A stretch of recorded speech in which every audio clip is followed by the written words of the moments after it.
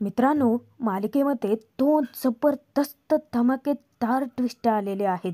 आजचा भाग पाहायला तितकाच मनोरंजक आहे. या दोन्ही जोड्यांमध्ये जरी रोमॅन्टिक ट्विस्ट आला असला तरीसुद्धा त्यांनी आता मोठा निर्णय घेतला आहे की डिवोर्सबद्दल मानिनी विक्रमला सगळं सांगून टाकण्याचा. आणि त्याच वेळेस मोठा खुलासा होतोय. स्वतः पिहू वसवात्या रम्यामधलं बोलणं ऐकते की दीपकला आणून भर लग्नातून नंदिनीला गायब करणारी दुसरी तिसरी कोणीही नसून ती स्वतः वसुहत्या होती. या सगळ्याच्या आयुष्याचा खेळ खंडोबा करणारी त्यामागची सूत्रधार वसुहत्या होती. याचा खुलासा पिहूला झालाय. आता बघूयात मग की पिहू हे सत्य सगळ्यांसमोर कसं घेऊन येते आणि डिवोर्सबद्दलचं सत्य या दोन्ही जोड्या विक्रम मानिनीला कसं सांग. लग्नानंतर होईलच प्रेम मालिकेच्या आजच्या 22 जुलैच्या भागात काव्या पार्थला म्हणते की आता आभार जरी कोसळलं तरी सुद्धा मी तुमच्या मागे नाही येणार आहे मदत मागायला. क्षणात जोराच्या पावसाला सुरुवातही होते. काव्याच्या बोलायला आणि पाऊस यायला गाठ पडते. जोराचा पाऊस सुरू झाला असतानाच पार्थ धावत गाडीमध्ये जाऊन बसतो. जेव्हा त्याची नजर काव्यावरती पडते तर काव्या त्या पावसाचा आनंद लुटते. भर पावसामध्ये हवेत हात फैलावत काव्या त्या पावसाचा आनंद लुटते. तेव्हाच पार्थसुद्धा अचानक गाडी खालती उतरतो. त्याची आणि काव्याची नजरानजर होते. काव्याकडे पाहत पाहतच तो गाडीच्या दुसऱ्या बाजूला जातो. कारण जे टायर पंक्चर झालंय ते सुद्धा बदलायचं असतं. असंच भर पावसात ते अडकून तरी नाही पडू शकत. काही केल्या पार्थची नजर काव्यावरून हटतच नाही. त्याचं त्याच्या कामात लक्ष नसतंच. अचानक आलेल्या या पावसाने दोन्ही जोड्यांमध्ये एक रोमॅन्टिक ट्विस्टच आणलेला असतो जणू. कारण पाऊस अचानक सुरू झाला असतानाच जीवा नंदिनी सुद्धा बाईकवर असतात. भिजतात. जीवा पटकन एक चहाची टपरी आहे तिथे गाडी पार्क करतो आणि जेव्हा नंदिनीसोबत तो जाणार तर नंदिनीचा अचानक पाय घसरतो. वेळीच जीवा तिला सावरतो. तेव्हा यांचीही थोडा वेळ नजरानजर होते. पटकन ते दोघेही जाऊन आडोशाला थांबतात. दोघेही भिजून ओले चिंब झालेले असतात. थंडीही वाजते. एकमेकांशी काहीच न बोलता एकमेकांच्या मनातलं हे ओळखायला लागलेले असतात. अचानक जीवाच्या लक्षात येतं की त्याने बहुतेक बाईकची चावीच काढलेली नाहीये. आणि जेव्हा तो आपल्या खिशामध्ये त्या चावीची शोधाशोध करतो तेव्हा तो आता परत पावसात भिजायला जाणार तर नंदिनी त्याच्या हाती चावी सोपवते. जीवा एकटक तिच्याकडे पाहतच राहतो की कारण त्याने जरी गोष्टी विसरल्या तरी सुद्धा नंदिनी आहेच की प्रत्येक क्षणी त्याला साथ द्यायला. हे तिने आत्ताही दाखवून दिलं. जेव्हा जीवाची नजर नंदिनीवरती असते तेव्हा तिथे एक जोडपंही असतं. ते दोघेही अर्धा अर्धा करून पीत असतानाच नंदिनी जीवाला त्यांचा तो प्रसंग सुद्धा आठवतो की जीवा ज्यावेळेस त्याचा टॅटू चालला होता त्याने तेव्हाचा प्रसंग. या दोघांनी सुद्धा अगदी असंच चहा अर्धा एन्जॉय केला होता. इतक्यातच कडाक्याच्या विजा चालू होतात आणि नंदिनी घाबरून जीवाला बिलगते. तिने त्याचा हात इतका घट्ट पकडून ठेवलेला असतो की जीवाही आपसुकच तिच्याकडे खेचला जातो. जेव्हा ते दोघेही भानावर येतात तेव्हा एकमेकांच्या हातून हात सोडून बाजूला होतात. अगदी तसाच काहीसा रोमॅन्टिक ट्विस्ट पार्थ काव्याच्या नात्यातही आलाय. कारण पार्थ गाडीचा टायर बदलत असताना जोराचा पाऊस चालू असतो आणि त्यामुळे त्याला प्रॉब्लेम येतो. परंतु आपली काव्या ती त्याचंच ब्लेजर त्याच्या डोक्यावरती धरते जेणेकरून पार्थला त्या पावसाचा त्रास नको व्हायला आणि तो त्याचं काम व्यवस्थित पार पाडू शकेल. पार्थला तर इतकं नवल वाटतं की ही तीच काव्य आहे का जी सतत त्याच्याशी वाद घालते. आज त्याची काळजीही करते. इकडे नंदिनी जीवा ज्या ठिकाणी उभा राहिलेले असतात तेव्हा वरतून नंदिनीच्या डोक्यावर सतत पाणी पडतं आणि नंदिनीला त्याचा त्रासही होतो. सतत नंदिनी भिजतच असते. तेव्हा जीवा तिचा आधार बनतो. नंदिनीच्या डोक्यावरती आपले दोन्ही हात तो धरतो आणि पाण्याला एक वेगळी वाट करून देतो. नंदिनी एकटक त्याच्याकडे पाहतच ओली चिंब नंदिनी जेव्हा आपल्या चेहऱ्यावरून हात फिरवते तेव्हा तिची टिकली बाजूला होते आणि जीवा तिला खुणावतो सुद्धा. नंदिनीच्या लक्षात येतं परंतु ती टिकली कुठे आहे ते माहीत नसतं.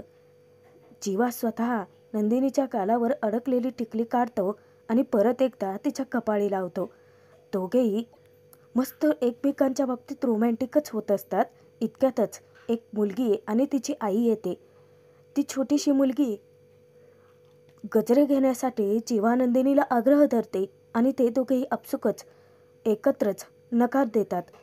त्या काकूसुद्धा त्या दोघांना रिक्वेस्ट करतात की अरे गजरे घ्या ना, एवढी माझी मुलगी आग्रह करते तर प्लीज घ्या ना. तेव्हा जीवा नंदिनी दोघेही एकत्रच पैसे काढून पुढे धरतात. दोघेही एकमेकांकडे बघतात. तेव्हा ती मुलगी जीवाच्या हातून पैसे घेते आणि गजरे जीवाच्या हाती सोपवते. तेव्हा जाण्यापूर्वी त्या काकू त्या दोघांनाही आशीर्वाद देतात की देवी आई असंच तुम्हाला कायम एकत्र ठेवू. अरे जी दोघं डिवोर्स पेपर साईन करून आले आहेत, 6 महिन्यांसाठी फक्त एकत्र राहणार आहेत, त्यांना त्या दोन्ही जोड्यांना सतत नियती एकच संकेत देण्याचा प्रयत्न करते की ही लग्नगाठ तिने स्वतः बांधले, ती कधी तुटणाऱ्यातली नाही आहे. जीवावरती नजर रोखत नंदिनी त्याच्या हातून ते गजरे घेते आणि तिला तो पूर्वीचा एक प्रसंग आठवतो की असंच जीवाने तिला स्वतः गजरे घेऊन दिले होते. इकडे पार्थने सुद्धा गाडीचं टायर बदललेलं असतं आणि जे काही सामान आहे तो डिक्कीमध्ये ठेवत असताना त्याची काव्यावरून काही नजर हटतच नाही. पावसामध्ये भिजलेलं तिचं मोहक रूप सतत पार्थला तिच्याकडे ओढवतं. जसा नंदिनीचं रूप पाहून जीवा घायाळ होतो, अगदी पार्थची सुद्धा पत्ती गुल होते. काव्याचं ते मोहक रूप पाहून पार्थ काव्याजवळ येतो आणि हात पुढे करतो. काव्याच्या हाती त्याचं ब्लेझर जे असतं, काव्या ते ब्लेझर त्याच्या हाती टेकते आणि पार्थ तिच्याकडे दुर्लक्ष करून पुन्हा गाडीत बसणार तोच काव्या ते ब्लेझर ओढून धरते. पार्थ तिच्याकडे पाहतो तेव्हा काव्या सांगते की असं ओल्या कपड्याने गाडीमध्ये बसलात तर गाडी ओली होईल ना. काव्या काव्या काव्या खरंच खूप वेडी आहे ना. आता ती सुद्धा भिजले आणि पार्थसुद्धा भिजलेला आहे. असेही जरी ते गाडीमध्ये बसले तरी ते ओलेच आहेत ना आणि गाडी नंतरही ओली होऊच शकते. पार्थ काव्या दोघे ब्लेझरच्या दोन्ही बाजू पकडतात आणि ते ब्लेझर जे भिजलं आहे ते पिळतात आणि ते करत असतानाच दोघांचीही परत टक्कर होते. दोघे एकमेकांना पार्थ स्वतः काव्यासाठी गाडीचा दरवाजा उघडतो. काव्या त्याच्याकडे पाहतच गाडीमध्ये बसते आणि पार्थही गाडीमध्ये बसतो. दोघे सीट बेल्ट लावतात आणि घरी जायला निघतात. तोचपर्यंत तिकडे नंदिनी जीवा जे पावसात अडकून पडलेले असतात तिथेही पाऊस थांबतो. तेव्हा जीवा तर उतरतो तिथून, परंतु नंदिनीला उतरताना थोडा त्रास होणार. आपसुकच नंदिनी जीवाचा हात घट्ट पकडते. नंतर ती त्याच्या हातून हात काढून घेते. जीवा एक टक तिच्याकडे पाहतोच. नंदिनी नंतर परत जीवाचा हात धरते आणि जीवाचा हात धरूनच त्याच्या साथीने तो जो थोडासा खडतर रस्ता आहे ती उतरते. दोघेही एकमेकांचा हात पकडून गाडीजवळ येतात. जेव्हा दोघे भानावर येतात तेव्हा एकमेकांच्या हातून हात काढून घेतात. नंदिनी ओली चिंब झालेली असते, केसही खूप ओले होतात. तेव्हा नंदिनी ते केस झाडत असताना जीवा एक टक तिच्याकडे पाहतो. नंदिनीची नजर त्याच्यावरती पडते आणि जीवा तिच्यापासून नजर चोरतो. दोघेही गाडीवरती ठेवलेलं आपापले हेल्मेट उचलतात आणि ते घालतातही. तेव्हा जीवा पटकन गाडी चालू करतो.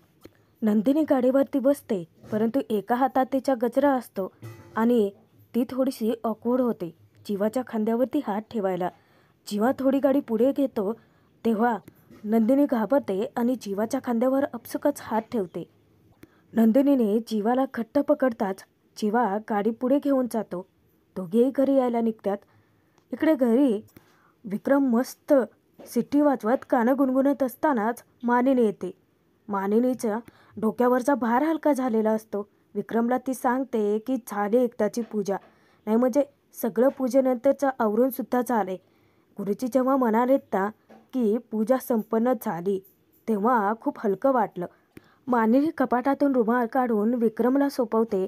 तेव्हा विक्रम विचारतं की रे वा बायको, नाही म्हणजे तुमच्या कसं लक्षात राहतं, रुमाल तर मी विसरलो होतोच.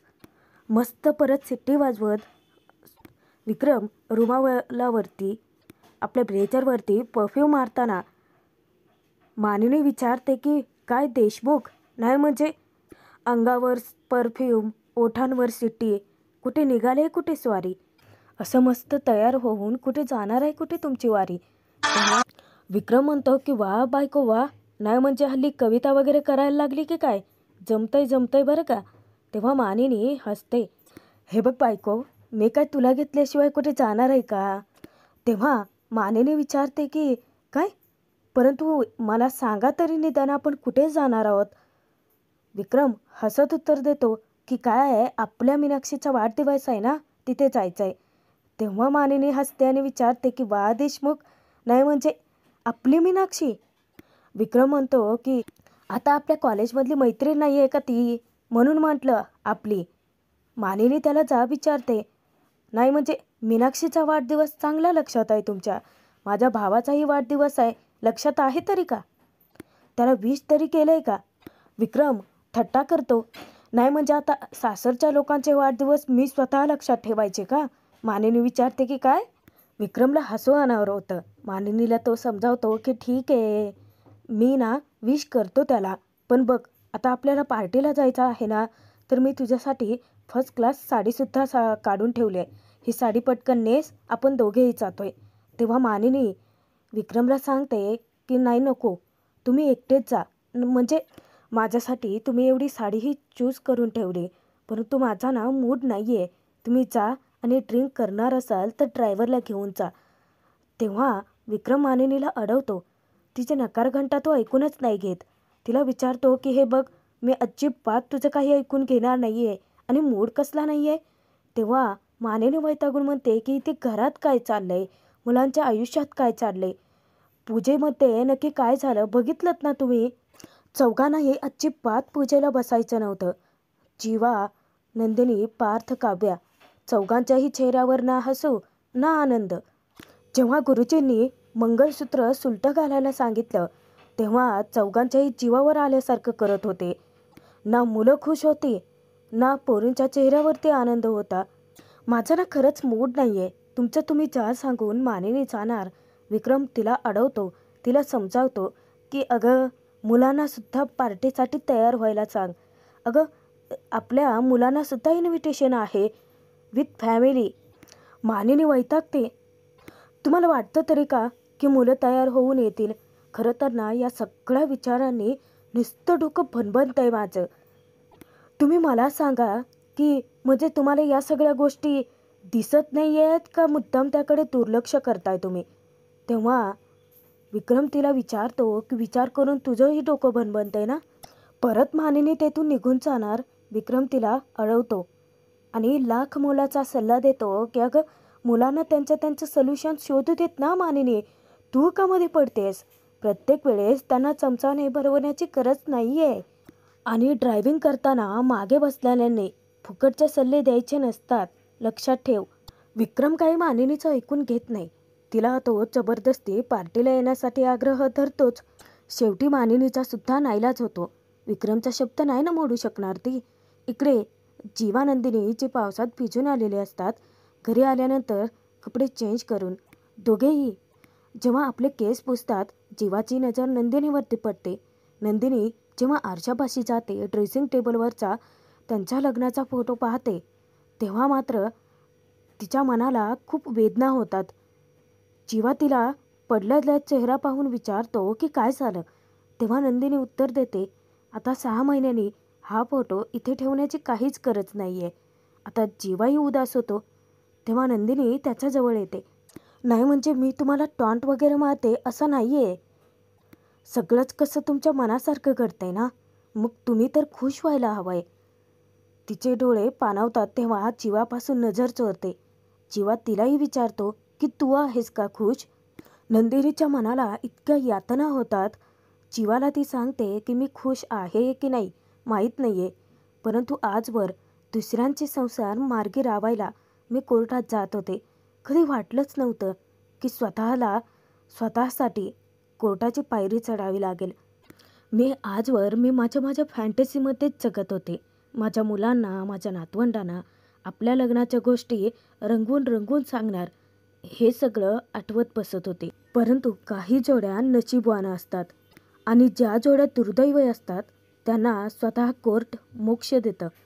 नंदिनी रडताना जीवा नाही पाहू शकत. त्याचा जीव कळवळतो. तो तिच्याजवळ जाणार तर नंदिनी सांगते की नाही, रडत नाही आहे मी, फक्त हलकी होते.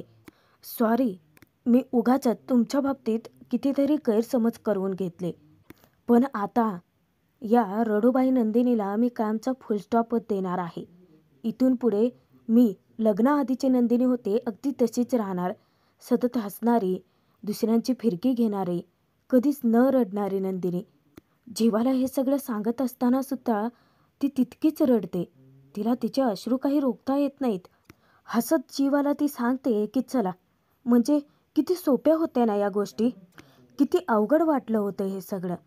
परंतु 6 महिने आता वेगवेगळे राहूयात आणि त्यानंतर एकमेकांना कायमचं गुड बाय म्हणूयात. एकमेकांच्या आयुष्यातून अशीच अदृश्य होऊयात. पुढील आयुष्यासाठी एकमेकांना शुभेच्छा देत. Great feeling. तेव्हा जेव्हा तिला विचारतो की खरंच ग्रेट फिलिंग आहे, तेव्हा नंदिनी त्याच्यापासून नजर चोरते. कारण अश्रू रोखता येत नाहीत तिला. जीवाला ती सांगते की हो खरंच, नकळतपणे आपण एकमेकांना खूप त्रास दिला, एकमेकांचा त्रास सहनही केला. परंतु आता बस, आता एकमेकांसोबत छान हसत खेळत राहूयात मनमोकळेपणाने. कारण जेव्हा 6 महिन्यानंतर आपण वेगळे होऊ, तेव्हा एकमेकांबद्दलच्या गोड आठवणीच घेऊन जाऊ ना. नंदिनी जीवाने जरी ठरवलं तरी नियतीला ते मान्यच नाही आहे. शेवटी 6 महिन्यांनी या जोड्या एकत्रच येणार आहेत. जीवाला नंदिनीचं म्हणणं पडतं, परंतु नंदिनीने त्याच वेळेस खूप मोठा धक्कादायक निर्णय घेतलेला असतो. जीवाला ती सांगते की मनावरचं एक ओझं अजूनही हलकं होतच नाही आहे. हे सगळं आपण आईबाबांना कसं सांगणार आहोत. मला तर वाटतं की आपण आत्ताच त्यांच्या कानावर सगळं घालायला हवं आहे. आत्ताच आपण जाऊयात आणि डिवोर्सबद्दल आईबाबांशी बोलून टाकूयात. परंतु जीवाला तर धक्काच बसतो की हे सगळं सहन होईल का त्याच्या आईबाबांना. तो प्रश्न उरतोच की. इकडे पार्थ काव्याच्या मनात सुद्धा नेमकं तेच वादळ चाललेलं असतं. दोघेही भिजून आल्यानंतर घरी कपडे वगैरे चेंज केलेले असतात. पार्थ अजूनही त्याच विचारात गोंधळलेला असतो आणि काव्याचं सुद्धा कुठेच लक्ष नसतं. पार्थ काव्याला हसत म्हणतो की सो फायनली तुम्हाला डिवोर्स हवा होता ना, तो दिलाय मी तुम्हाला. नाही म्हणजे तुमचं एक तरी स्वप्न मी पूर्ण करू शकलो नाही का. त्यांचं बोलणं चोरून ऐकते ती रम्या आणि रम्या आनंद साजरा करते. Yes yes yes, finally finally काव्य आणि पार्थचा डिवोर्स होतोय तर खरा. कारण ती अजूनही पार्थसोबतच्या लग्नाचीच स्वप्न रंगवते. विचार करते की ही आनंदाची बातमी आईला देऊ का, आणि धावत ती तिच्या आईकडे जाते रूममध्ये. इकडे काव्य अजूनही गोंधळलेलीच असते की जे केलंय ते बरोबर आहे का. तर आजचा भाग इथेच संपतोय. पुढे बघूयात. नंदिनीला जो प्रश्न सतावतो तोच प्रश्न काव्यालाही सतावतो. पार्थला ती विचारते की आपण सगळ्या गोष्टी आपापसात ठरवल्यात खऱ्या, परंतु काका काकूंचं काय. त्यांना हे सगळं आपल्याला सांगावं तर लागेलच ना. माहीत नाही ना कसे रिॲक्ट होतील. तेव्हा जीवा म्हणतो की धक्का तर त्यांना बसेलच, परंतु त्या गोष्टी त्यांना सांगावे तर लागणारच आहेत ना. आता रम्याने डिवोर्सबद्दलची बातमी वसुंधराला देताक्षणी वसवात्या खुलासा करते की याच वसुंधराने त्या दीपकला भर लग्नात आणून नंदिनीला किडनॅप करायला लावलं होतं. पार्थसोबत लग्न होऊच नाही दिलं आणि नेमकं तीच गोष्ट ऐकते पिहू. पिहूला ती गोष्ट समजली आणि आता याच एका कारणाचा खुलासा कसा होईल. पिहू सांगेल का सत्य सगळ्यांना आणि रम्या वसवात्याची वाट लागेल का. पाहणं मनोरंजकच ठरतं.